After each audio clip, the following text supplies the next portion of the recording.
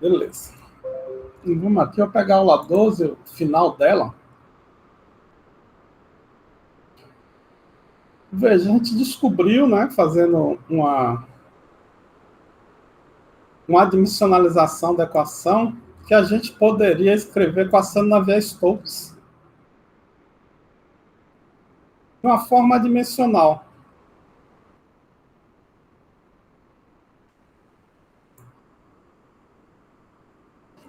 E que, dessa forma, as variáveis eram agrupadas, né? Aí o Robert bem comentou por que a gente faz isso, né? E está faltando velocidade adimensional, tempo adimensional.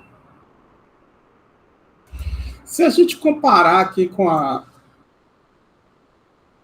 gente quer resolver a equação de Navier-Stokes em última instância para achar a velocidade. Se a gente comparar com a equação original, é algo desse tipo aqui, ρ. Opa, esse ρ aqui não tem, né? Está errado lá na outra aula. Na forma dimensional ele desaparece.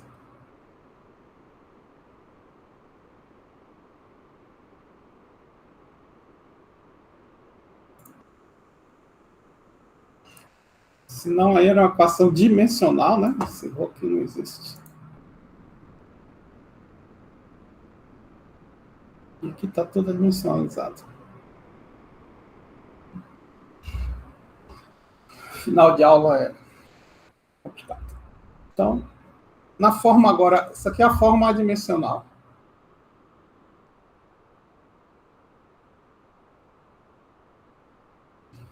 A dimensional sem dimensão, né? Como se fosse, sei lá, cosseno de um ângulo. Esse π aqui dentro não tem dimensão, né? Não, o que você ia fazer se fosse π metros, né? A radiana não é exatamente a dimensão, não é uma fração.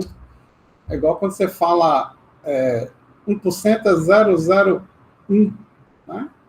É 1/100 de 100, né? Não tem exatamente dimensão. Percentual não é uma dimensão.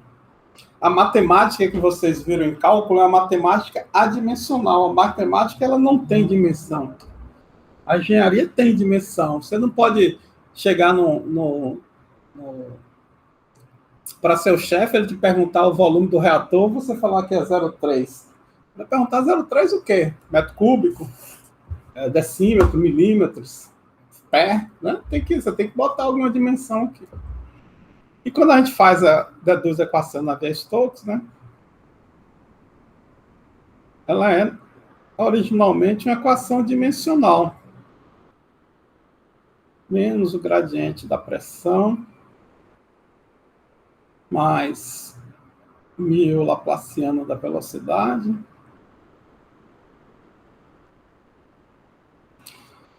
Isso aqui também a gente quer achar aqui, a gente quer achar V. É uma equação dimensional. E ela tá, a dimensão dela aqui é ρ, V. Pode pegar um termo só, né, que ele tem que ser dimensionalmente consistente. Então vamos deixar ρ, né, m lt ao cubo, vezes a velocidade, deixa V, dividido por tempo. mv é momento,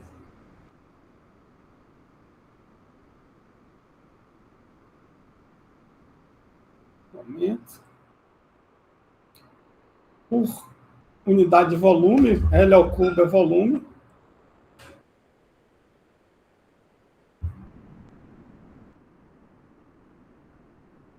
Na verdade é D, né? Derivada. Vamos botar em relação à aceleração, que fica mais... que é aceleração, né? Podemos fazer assim também. Que é mais condizente que a gente deduziu ela por um balanço de força e não por um balanço de momento. Massa vezes aceleração é força. Força por unidade de volume por unidade de tempo, né? Em cada termo. Né? A variação da quantidade de força, da força por unidade de volume por unidade de tempo. é dimensional, e a gente quer obter V, mas a gente concluiu uma coisa lá na última aula, né? Que essas equações são equivalentes, e que se você observar a equação na forma dimensional, as variáveis delas são ρ, V. V a gente quer calcular, né? Vamos deixar V, ρ, P, Mi. Deixa eu ver a velocidade do programa. Rho, V. E um comprimento, né? O raio, o comprimento, a gente usou um comprimento de referência, L0. Aqui aparece um comprimento, né? O Laplaciano é uma derivada da velocidade por x. Então aparece um comprimento aqui. Quando a gente transformou essa equação em uma forma dimensional, a gente descobriu que a gente poderia reduzir essa equação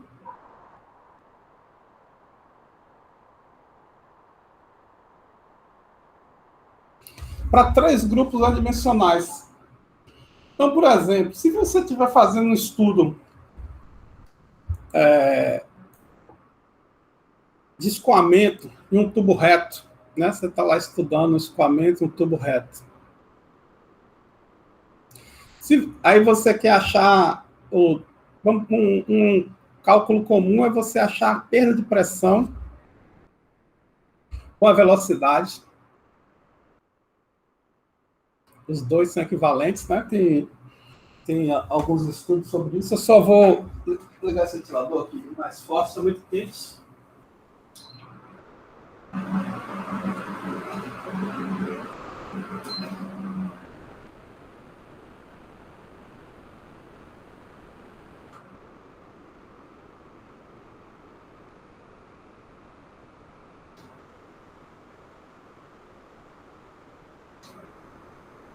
Esquentado aqui.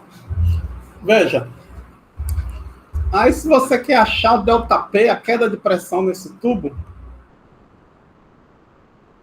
aí vai ser uma função da velocidade de escoamento, da viscosidade do fluido, da densidade e do comprimento do tubo, ou ou do diâmetro do tubo, né, de uma variável geométrica do tubo. Isso você usando a forma dimensional da equação. Mas se você usar a forma dimensional, na forma dimensional, você vai fazer centenas de experimentos, né? Você vai ter que fazer experimentos a diferente velocidade, diferente viscosidade, diferente densidade e diferente comprimento ou raio do tubo, né? Para entender como a queda de pressão ela influencia, né? Você vai ficar com várias ΔP em função da velocidade. Aí vai ter uma curva. ΔP em função da viscosidade, outra curva. ΔP em função do comprimento.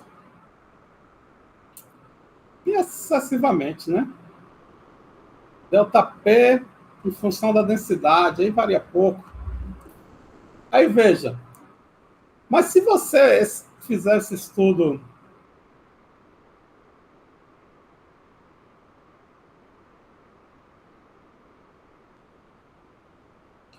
feito utilizando a forma dimensional,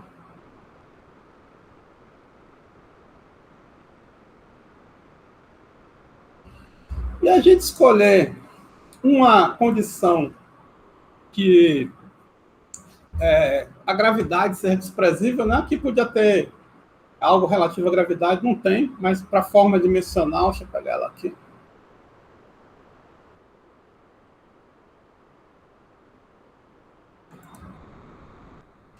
O número de fraude é igual a gravidade. Não lembro, deixa eu ver aqui.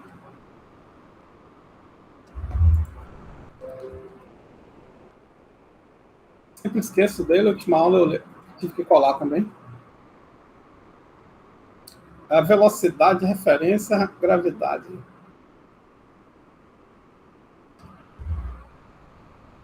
Velocidade de referência.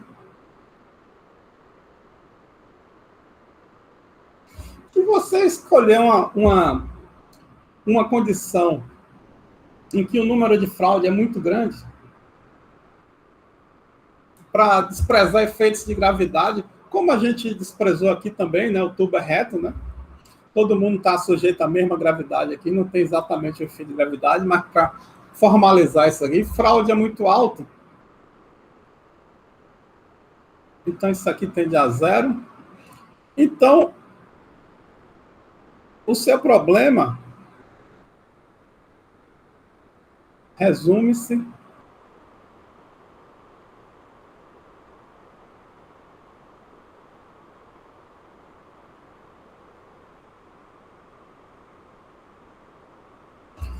e suponha que você está fazendo esse estado estacionário, que era o caso ali que a gente estava considerando também.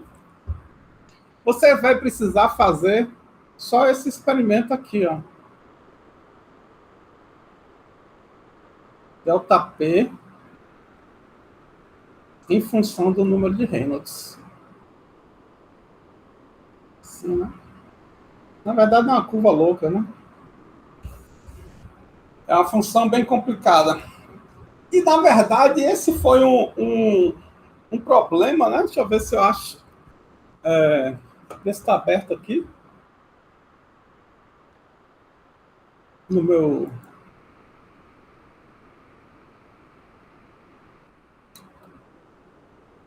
Ver se eu acho aqui.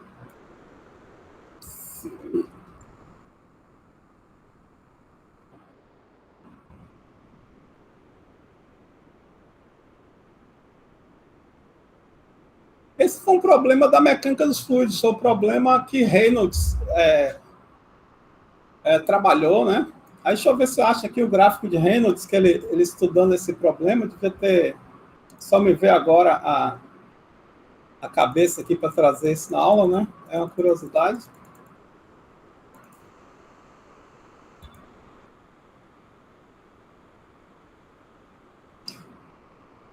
Então tá aqui o experimento original, né? Que deu origem a essa discussão e aos estudos do número de Reynolds, fator de atrito. Foi um estudo feito por engenheiros, né? Esse Bose, esse Hawart. Ele media a queda de pressão entre dois pontos em um tubo reto, né? Horizontal, né? E calculava a velocidade do escoamento pelo tempo para encher um recipiente. Ainda muito rudimentar, né? A mecânica dos fluidos era muito rudimentar 100 anos atrás. E aí ele fez vários gráficos, né? Que é do tempo para encher o recipiente, né? Aqui é o ΔP, naquele sistema, e o tempo para encher o recipiente. Encontrou que a curva de log da queda de pressão era linear com log da velocidade, né? Que é o inverso do tempo de uma medida da velocidade, o inverso do tempo de encher o recipiente. E não foi muito à frente, né? Porque é um problema muito complexo, várias variáveis. Se a gente olhar aqui, né? Essa foi a abordagem dele. Ele usou um ΔP, aí mudou a velocidade do fluido, ou melhor, ele mediu a velocidade através do tempo de enchimento, variando a viscosidade, variando a densidade e variando o raio. né? No caso, ele não variou o comprimento, ele variou o raio do tubo, daquele estudo dele. O raio ou o comprimento, podia variar os dois também, não tem problema nenhum, mas não chegou muito longe, porque, veja, o ΔP, nesse contexto aí, acho que até o raio é melhor a gente colocar aqui mesmo, porque aparece naturalmente ali depois. Ele não avançou muito, somente depois que o Reynolds ele fez um procedimento que a gente chama de análise dimensional, que foi reduzir a equação original a uma equação função somente de um número adimensional, e achou que a queda de pressão nesse experimento era uma função do número de Reynolds.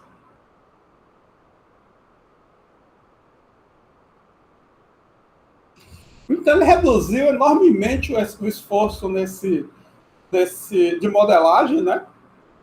Porque você transforma uma função de, sei lá, 3 ou 4 variáveis, uma função de uma variável só combinada. E aí ele conseguiu interpretar, né? Ele fez essa curva, mostrar aqui a curva como Reynolds himself fez. Passar aqui o procedimento, a gente vai ver. Aqui no tal de Reynolds, tem outro que a gente vai falar também. Cadê a curva de Reynolds? Opa, tá aqui.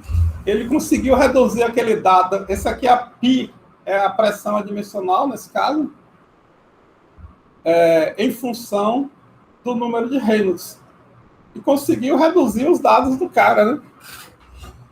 E aí teve um grande ganho, obviamente. Se você pensar que o cara faz 10 experimentos para cada variável, aí vai ter 10 da densidade, 10 da velocidade, 10 do diâmetro do tubo, 10 da viscosidade, aí são o quê? 40 experimentos, entre aspas, né? E aqui ele pode fazer, com a nova variável Reynolds, ele pode eventualmente fazer 10 experimentos somente com uma variável. Eu não estou vendo vocês, então é um monólogo meio chato. Todo mundo entendendo? Aí? Acho que sim, professor. Sim. Sim, beleza? Algum comentário? Parece que facilita bastante, né? Com certeza, com certeza. Então, obviamente, não somente com essa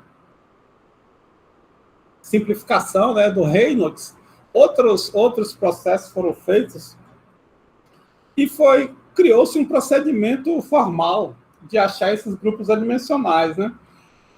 Veja, o jeito que a gente fez, a gente precisou da equação de Navier-Stokes, né? Para dimensionalizar a equação de Navier-Stokes. Mas tem muitos problemas que você não tem equação. A equação é desconhecida, né? Ainda existe, esses problemas ainda existem. Então, a gente vai discutir aqui como é feito quando a equação é desconhecida. Essa metodologia é conhecida como Teorema Pi de Buckingham. Tem um nome complicado, mas pode ser feito com bastante simplicidade. Então, qual é a ideia? A ideia é o seguinte: em virtude da dimensionalidade do sistema, esse sistema aqui, a gente teve densidade, que a dimensão é massa, o volume, que é comprimento ao cubo. A gente teve velocidade,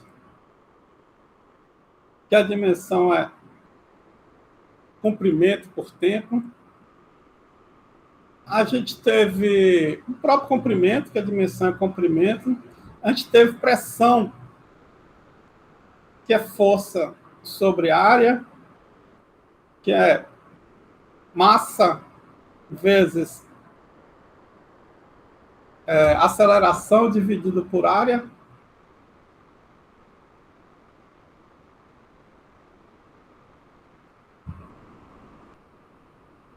Vou botar aqui embaixo.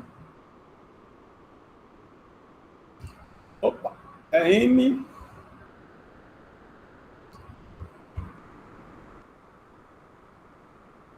Dá o que isso aí?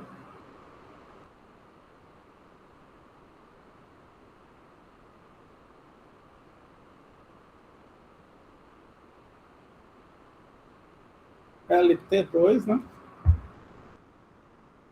Aí a gente teve viscosidade. Viscosidade, a unidade, eu lembro, é Pascal segundo, né? Então é força por área. A gente, MLT ao quadrado vezes tempo, que é igual a M T ao quadrado. Teve mais alguma coisa? A própria gravidade, né? Tem uma aceleração. Se tem mais alguma coisa aqui que eu estou esquecendo. Pressão, botei. Veja, a gente tem várias variáveis.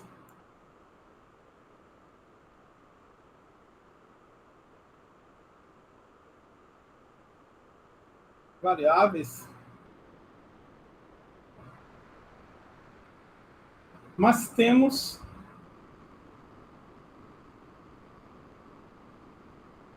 somente 3 dimensões.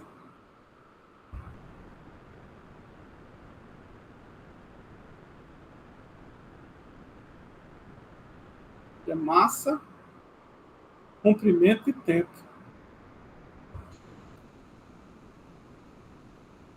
O que significa isso? E a gente sabemos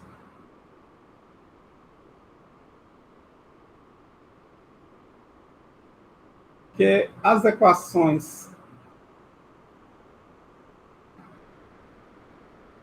como é que chama mesmo? Determinísticas, não, é uma espécie de determinística, né? Mas baseadas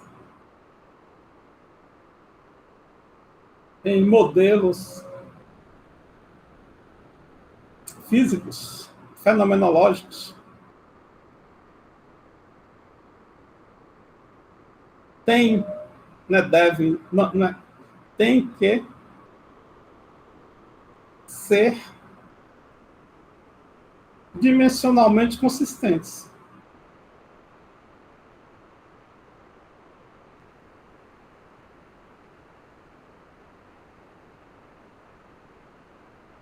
O que significa isso? Aqui, elas não aparecem ao léu, né? Elas aparecem com a restrição do modelo físico. Por exemplo, quando eu falei aqui que essa equação era uma força por volume, por unidade de tempo, está claro aqui para todo mundo. Né? Eu só usei aqui o primeiro termo para calcular a dimensão dessa equação, né?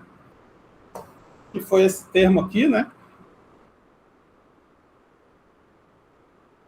Todo mundo tem na cabeça que os outros termos são obrigados a ter a mesma dimensão do primeiro termo.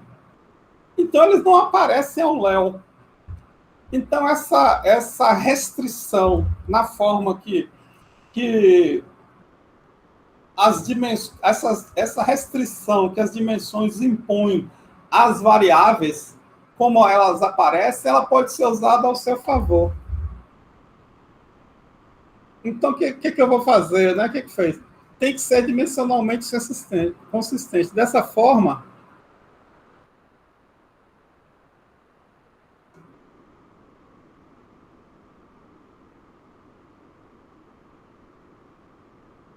podemos tentar usar essa informação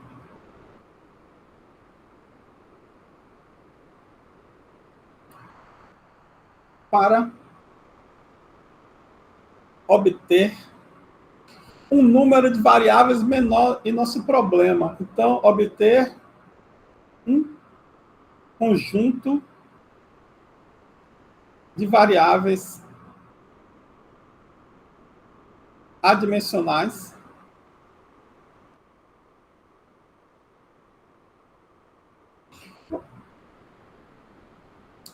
com um número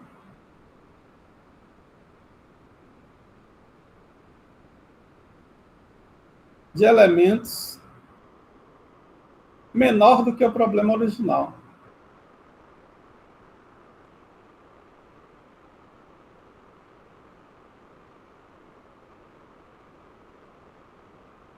Então, o que é que eu vou falar? Minha hipótese é o seguinte: se eu tenho um problema aqui, seja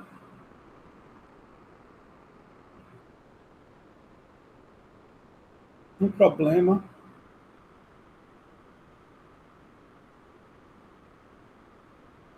com N variáveis.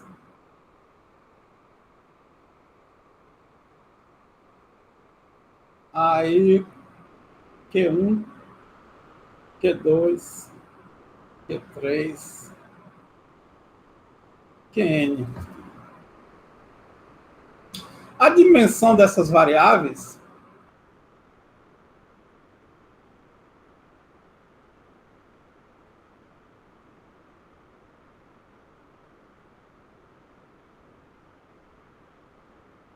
aí eu vou também usar genérico, né?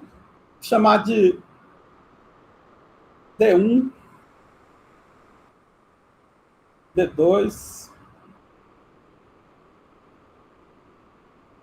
Dm. Equivale aqui as dimensões são massa, comprimento, tempo, temperatura, etc. Essas são as 4 que aparecem nos problemas de mecânica dos fluidos. Então, cada uma dessas variáveis eu posso escrever da seguinte forma: que Q1 ele tem a dimensão, por exemplo, de T1, que seria massa elevada a 1. Aí pode ter comprimento elevado a uma potência qualquer. Pode ter, sei lá, temperatura elevada a outra potência. Até as dimensões do problema.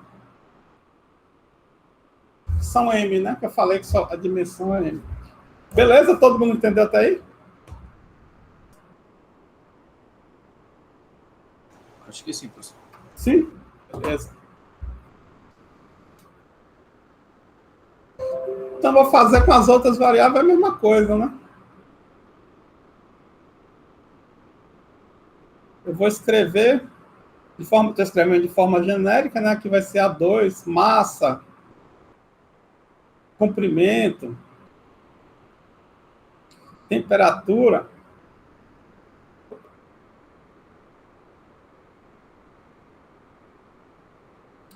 A2. E aí, meu problema, ele tem, N variáveis.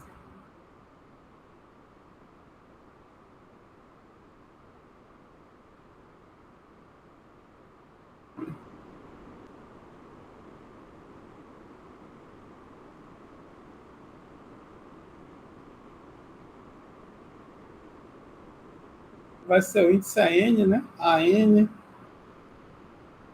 BN.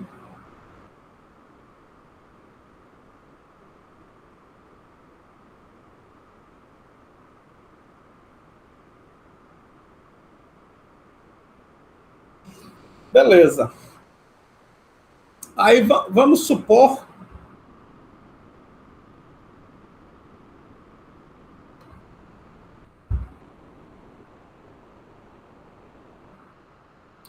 que existem números adimensionais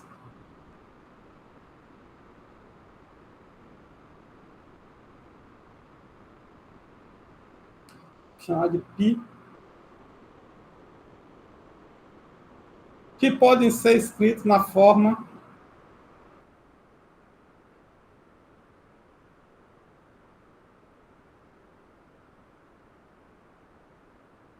veja, o número de Reynolds é ρ, V, diâmetro, raio, botei raio lá em cima, vou botar raio aqui, ρ VD sobre μ. Então, ele é uma variável do problema qualquer, chamar aqui chamar de V, né? Para não misturar com Q. É V1 elevado a 1, variável 2 elevado a 1, raio, variável 3 elevado a 1, e a viscosidade, a variável 4 elevado a menos 1. Então, eu vou fazer isso de forma genérica. Né? Eu vou dizer que existem números adimensionais que são o produto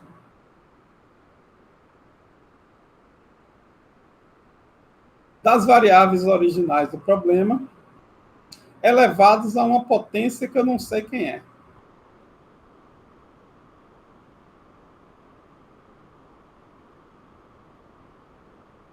Pode ser inclusive zero, né? Na verdade, pode ter uma V5 aqui elevada a zero.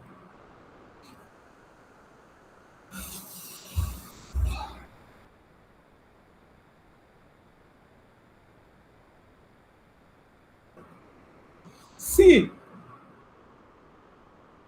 π for realmente adimensional,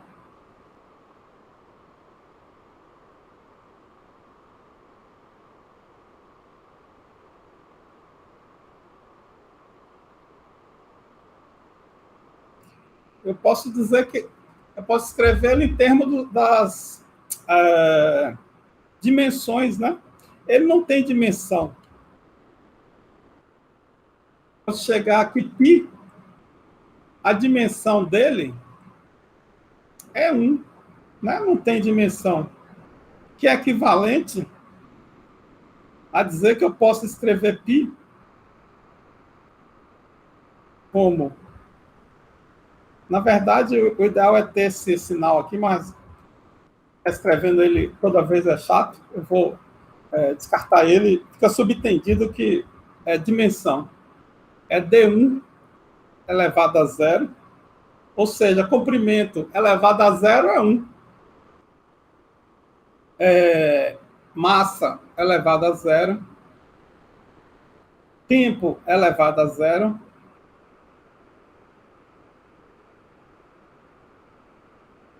dm, né? dm elevado a zero. E olha, comparando essas duas equações aqui,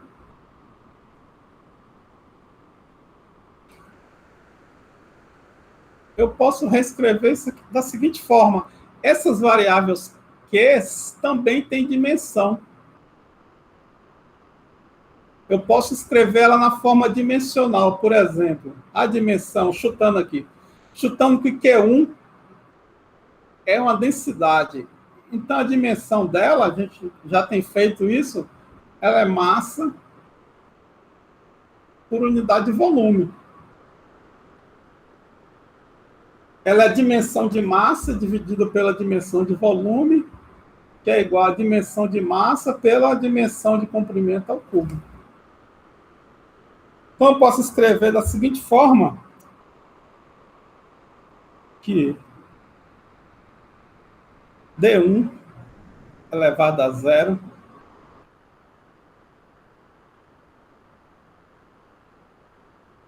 até as m dimensões que eu tenho. Isso é igual às, dimensionalmente, né? Igual a Q1 elevado a K1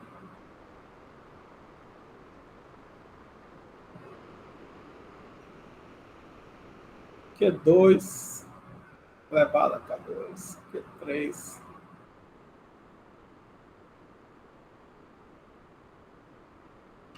Qn elevado a Kn. Mas observe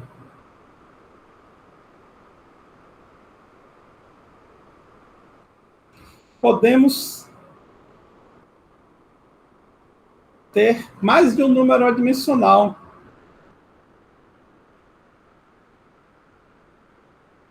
Por exemplo, na Navier-Stokes a gente teve o Froude e o Reynolds. Então a gente vai indexar isso aí. Ou seja, colocar índice.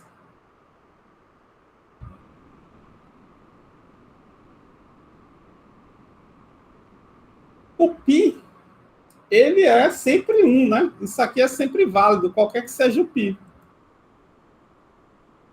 Né? A dimensão de π, π1, a dimensão de π1 é igual à dimensão de π2, que é igual à dimensão de π3, que é igual à dimensão de πm, né?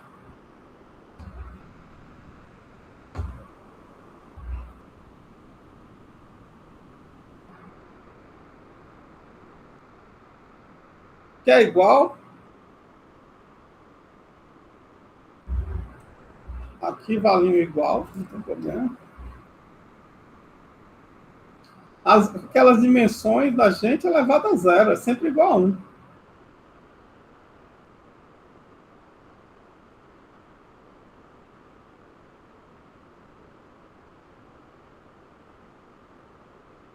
Então a gente pode escrever que π1 ele é igual, dimensionalmente igual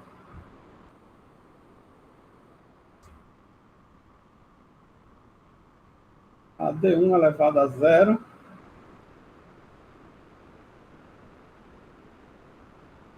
até dm elevado a zero, que é igual, aí a gente vai usar essa equação aqui,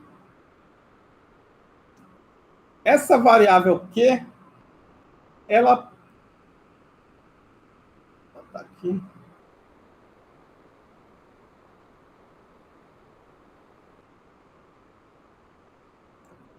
a variável Q,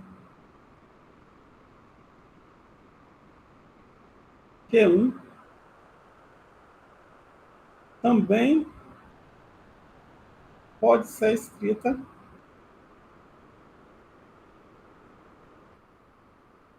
dimensionalmente.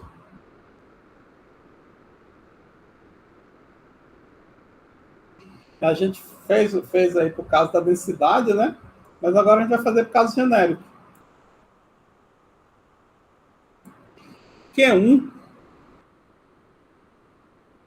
vai ser uma dimensão D1, que a gente não sabe quem é, A1, que a gente até fez, né? D2, A2, D3, A3.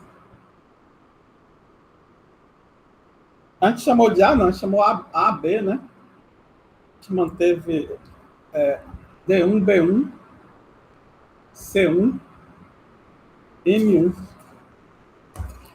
Veja, nesse primeiro grupo adimensional aqui, π1, a gente não sabe a que expoente Q1 está elevado, né? A gente sabe só que é Q1 elevado a K1,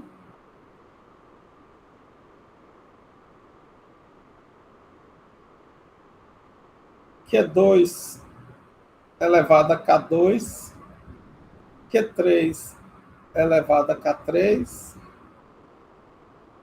até Qn elevado a Kn. Se a gente substituir aqui, π1 é igual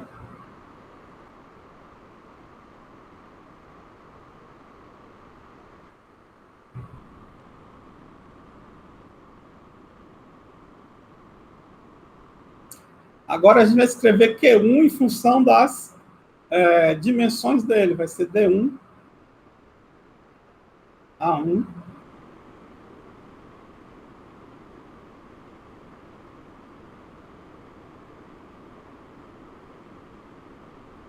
C1, né? Tá mal escrito isso aqui, né? Deixa eu tentar escrever. A1, B1, C1, DM, M1. Aí a gente vai repetir o procedimento para Q2. Vai ser a mesma coisa, né? Posso até copiar. Tá meio lento esse processo. Funcionou, não, deixa para lá. Então vai ser D1, A2, D2, B2, D3, C2, D, M, M2. Isso aqui, desculpa, é elevado a K1, obviamente, aqui é elevado a K2.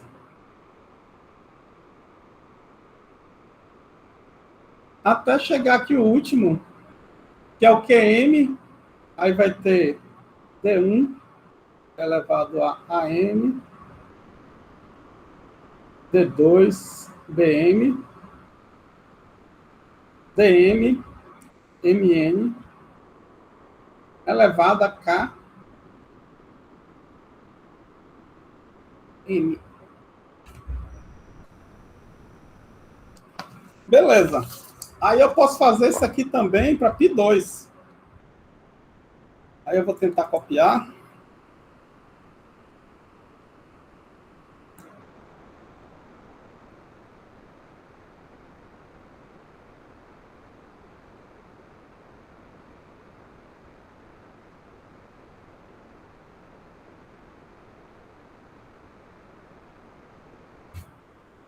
Não copiei nada, né? KM. Aí eu vou ter aqui um P2.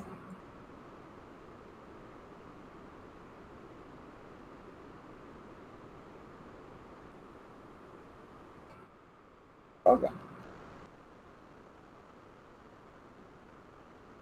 Não sei o que está acontecendo aí, vou ter que escrever. P2. Aí mesma coisa aqui, né? O Pi não tem dimensão.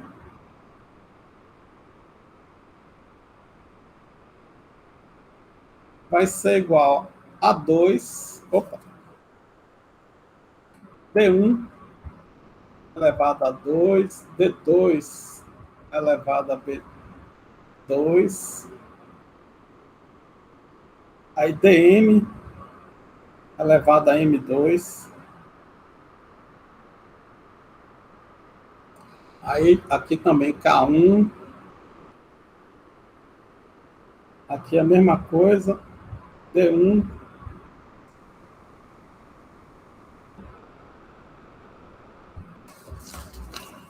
Vou ver se eu misturei os índices aqui. Não misturei não. D1, D2. Aí aqui vai ser Q1.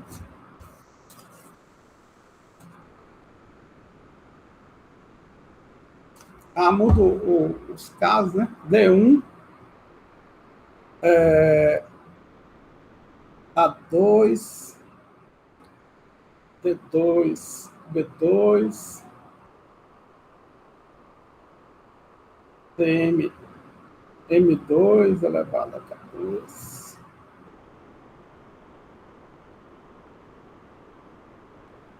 Aqui é a mesma coisa.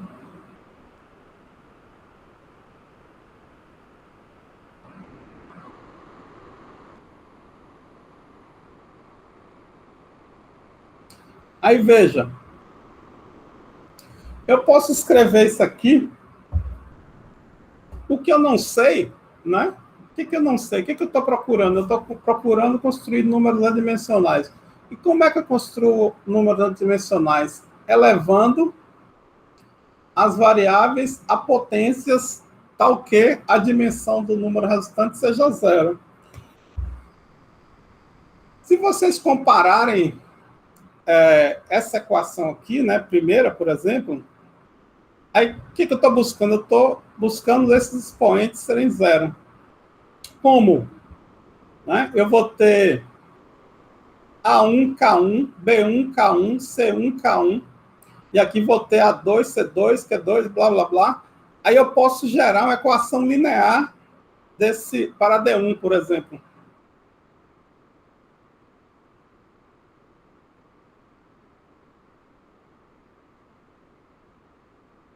Para P1, né?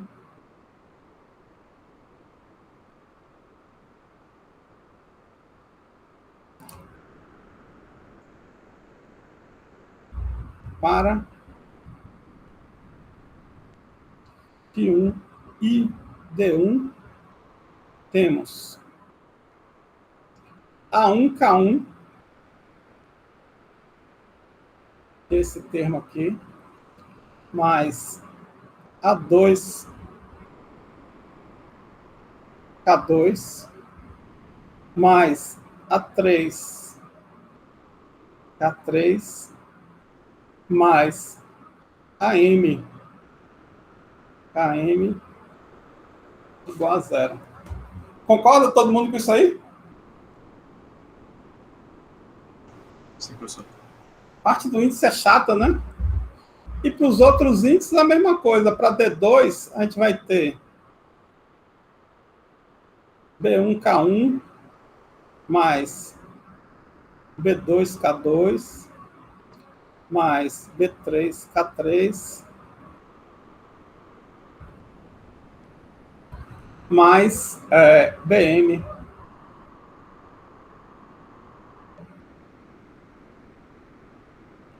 Se a gente fizer,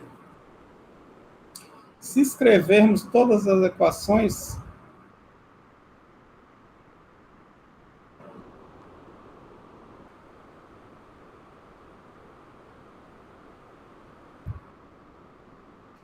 teremos um sistema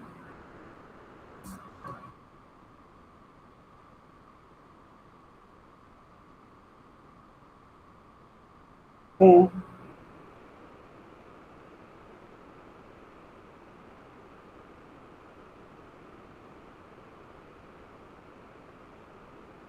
K1, K1, K1, pá, pá, pá. Vou botar mais um aqui. Vou botar só mais um aqui para ficar com M1, K1, mais M2, K2,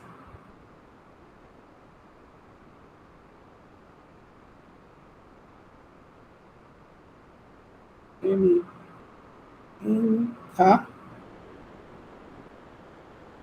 M igual a zero.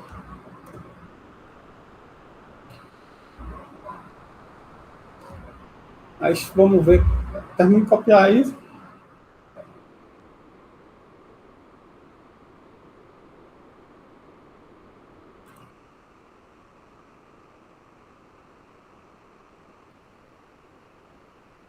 Sistema com N equações,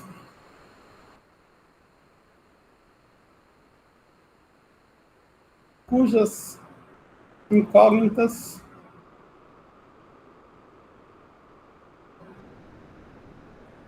são os K's. Veja, mas eu estou fazendo o sistema de equação em termos de D, né? Eu tenho normalmente mais variáveis do que dimensões. Então, esse sistema ele é sobredeterminado. Esse sistema ele tem infinitas soluções e a gente vai procurar uma solução independente.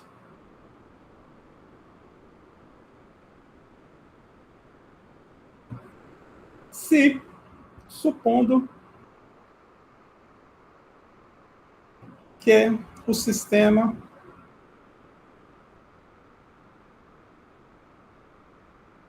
tem posto. Posto quer dizer o número de equações independentes, R.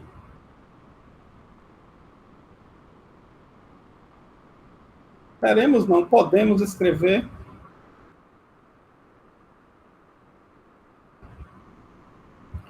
N menos R soluções independentes, né? Na verdade, são uma base de soluções, né? Soluções independentes.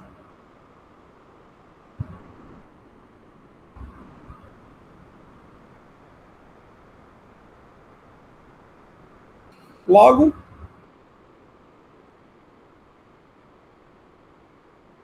para um problema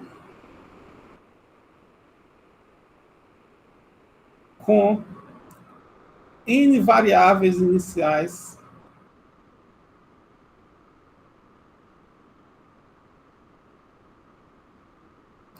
e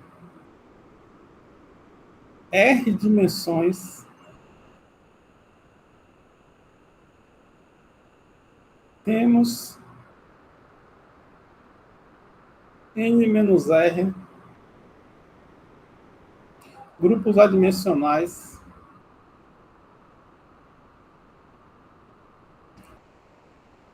que regem o fenômeno físico.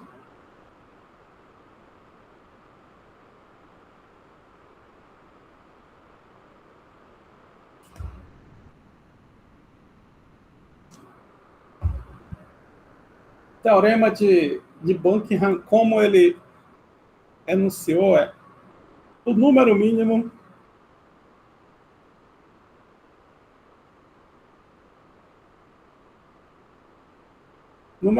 quer dizer número de variáveis mínima para descrever o problema. Você pode colocar mais, mas vai ser redundante, né? De variáveis adimensionais. É um problema, na verdade, de álgebra linear, né? Independentes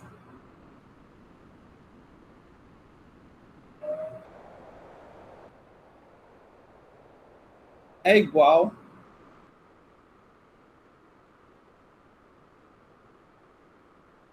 ao número de quantidades físicas, ou seja, de variáveis,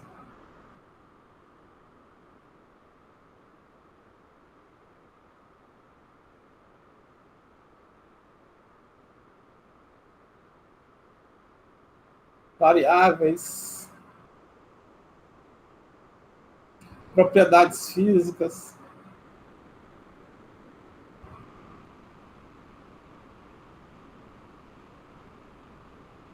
parâmetros, né? Ou parâmetros, podemos fazer assim. Menos o número de dimensões fundamentais.